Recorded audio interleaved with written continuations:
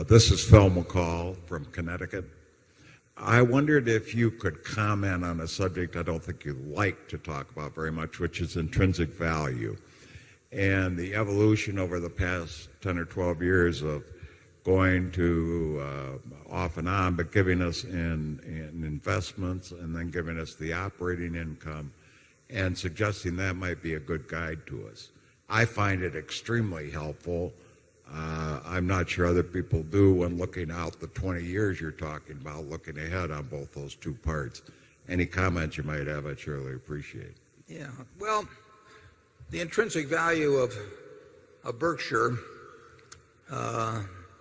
like any other business, is based on the future amount of cash that can be expected to be delivered by the business between now and Judgment Day, discounted back at the proper rate.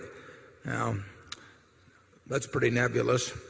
Another way of looking at it is to try and figure out the value of the businesses we own presently, and we try to give you the information that will enable you to make a reasonably close estimate of that. We own lots of marketable securities. It's probably safe to say that they are worth more or less what they are carried for. And then we own a number of operating businesses, and we try to give you the figures on those businesses that are the figures that we use in making our own judgments about the value of those businesses. Now, that tells you what we have today and more or less what it's worth. But since Berkshire retains all of its earnings, it becomes very important to evaluate what will be done with those earnings over time. I mean, it is not only a question of what the present businesses are worth. It's a judgment on the efficiency or the effectiveness with which retained earnings will be used. If you had looked at the intrinsic value of Berkshire in 1965, we had a textile business that was probably worth about $12 a share. But that was not the only part of the equation, because we intended to use any cash generated to try and buy into better businesses than we had, and we were fortunate enough to be able to buy in the insurance business in 1967 and build on that. So it was not only a combination of the business we had, but the skill with which retained earnings would be used that determined what the present value actually should have been at Berkshire going back that far. It's the same situation today. We will put to work billions and billions of dollars this year, next year, the year after. If we put that to work effectively, each dollar has a greater present value than a dollar has simply in cash or distributed. If we do it ineffectively, it has a value of something less. The businesses today, we have whatever the figure is in the annual report, roughly $80,000 in marketable securities. If our insurance business breaks even, that $80,000 is free to us in terms of using it.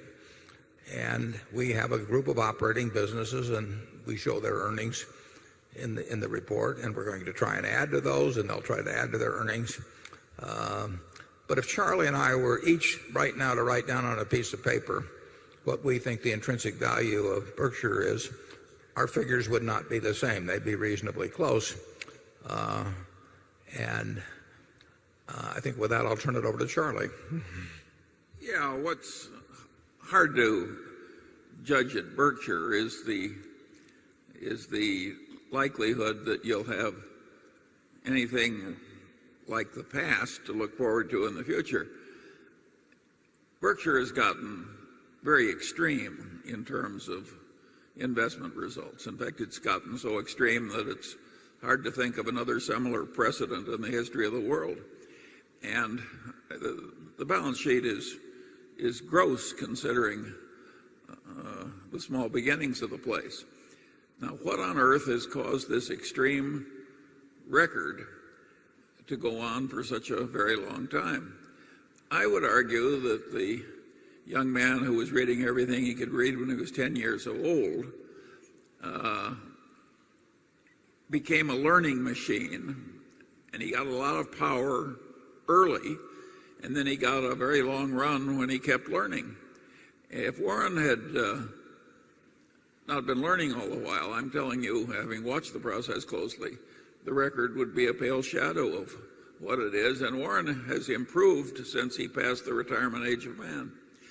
In other words, in this field at least, you can improve when you're old. Now, most people don't even try and create that kind of a record. They pass power from one 65-year-old to one 59-year-old and then do it over and over again. But you get an enormous advantage from practice in this field. And so what happened accidentally in the case of Warren has helped you shareholders greatly because you had this long run with power extremely concentrated and with the man holding the power being a ferocious learner. Our system ought to be more copied than it is. This idea of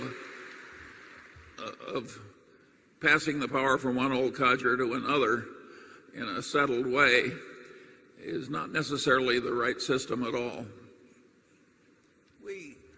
We have a very strong culture now of rationality, of being owner-oriented that will go on long after I'm not around. And we have the talent on the operating side in place to do a lot of wonderful things over time.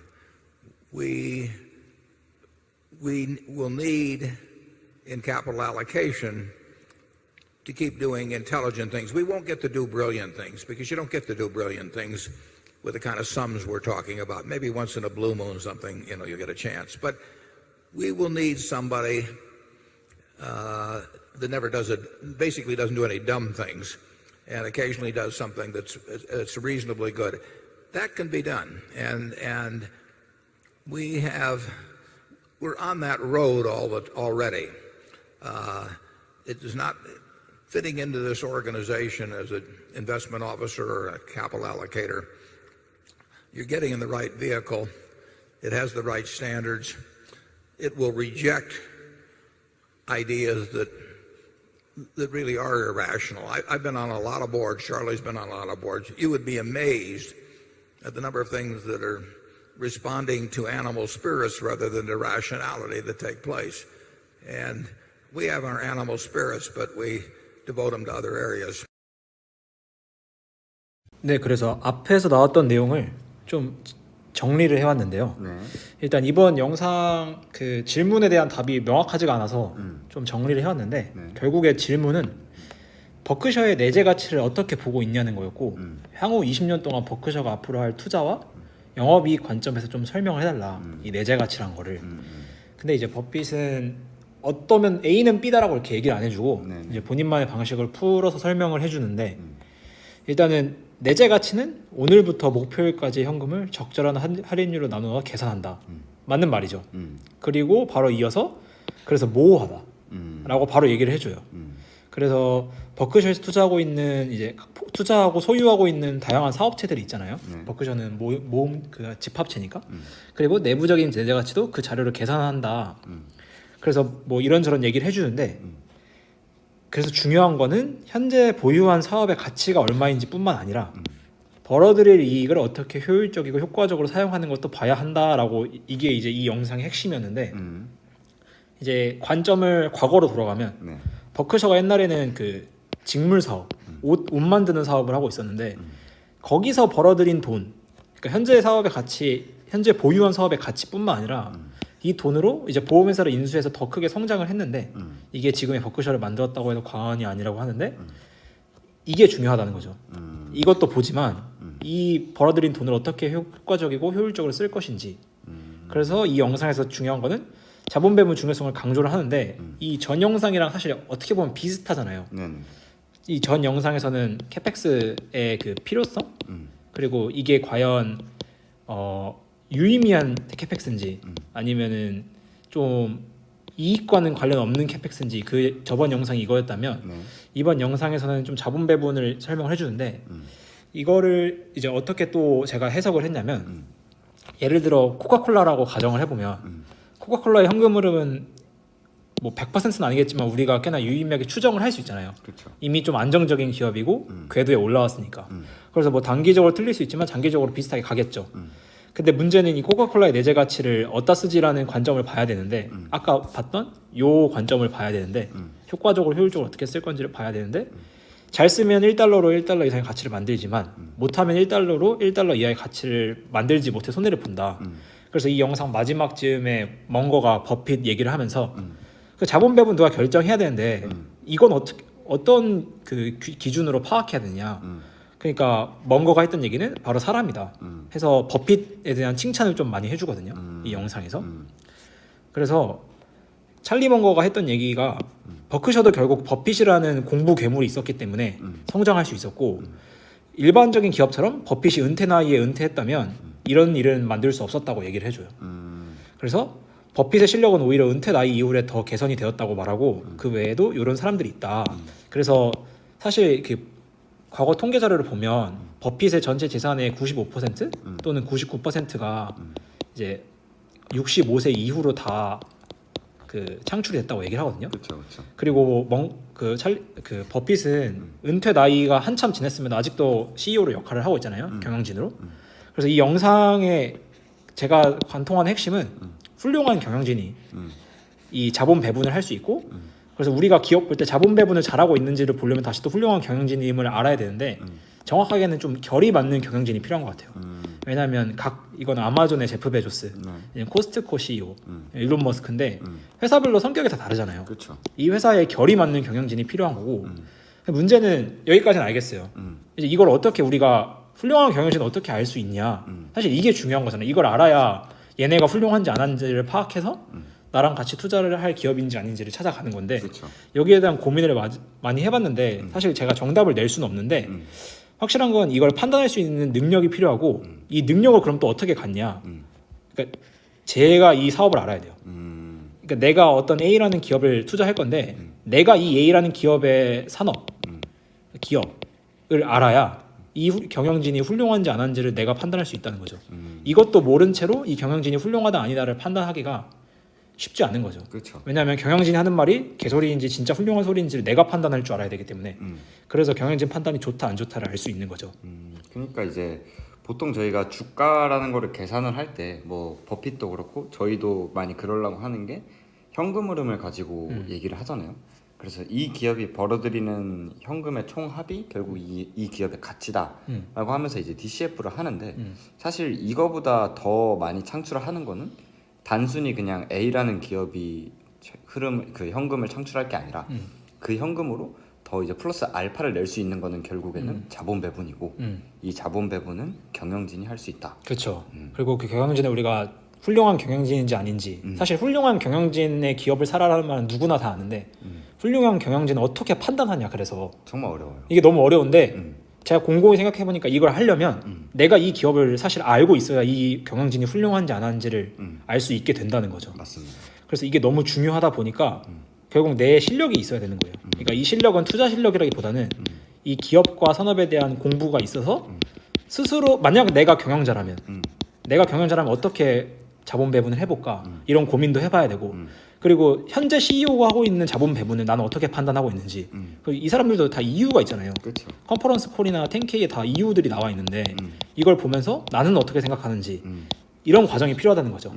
그래서 이게 정량적이진 않지만 이 정성적인 본인만의 데이터를 가지고 이 기업의 펀더멘탈이 좋은지 안 좋은지 그래서 흔히 많이 얘기하는 굿 컴퍼니인지 굿 컴퍼니가 아닌지 이런 걸 해야 된다. 그래서 이번 영상에서 제가 뽑은 질문 2개는 내가 만약 경영진이라면 어떤 전략, 성장 전략, 자본 배분 의사결정을 하겠는가 이거를 하려면 내가 공부를 해야죠.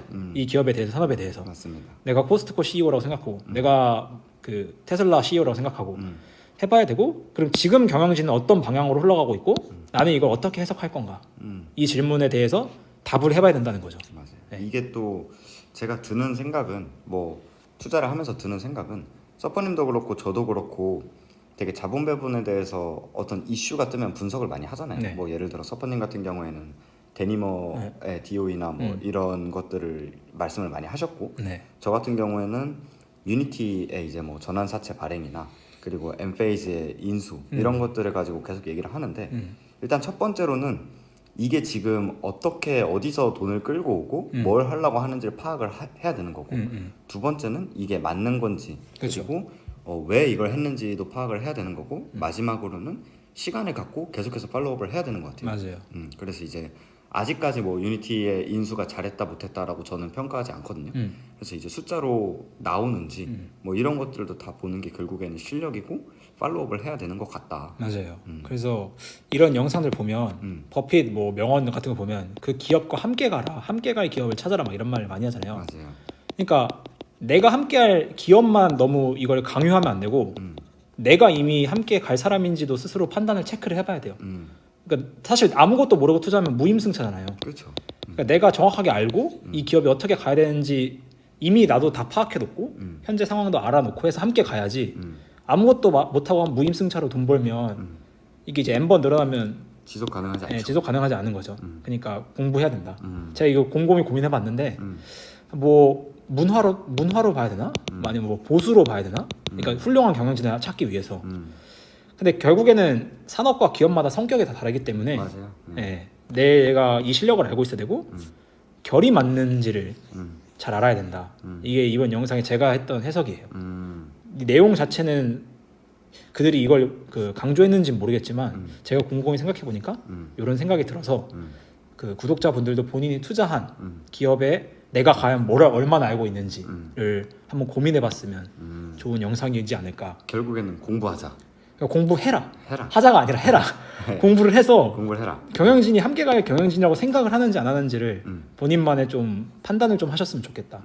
라는 영상인 겁니다. 좋습니다. 네. 오늘 또 좋은 말씀을 많이 하셨는데 네. 저는 되게 워렌 버핏 이 시리즈 굉장히 좋다고 생각을 해요. 재밌죠? 네, 재밌습니다. 네, 전 그래서 죽을 것 같아요. 원래 그럴수록 재밌는 거예요. 네. 저도 되게 생각이 많아지는 것 같고 네. 더 공부를 해야겠다라는 네. 생각이 드네요. 혹시 번역 원하시는 영상 있으면 긴 거 10분 이상 안 됩니다. 네네. 제가 죽기 때문에 그렇죠. 그 10분 내로 뭐 그런 거 있으면은 추천 주시면 네. 또 그것도 공부해 보도록 하겠습니다. 좋습니다. 아무튼 오늘 너무 고생 많으셨고 네. 다음에는 더 좋은 영상을 가지고 돌아오도록 하겠습니다. 그럼 안녕.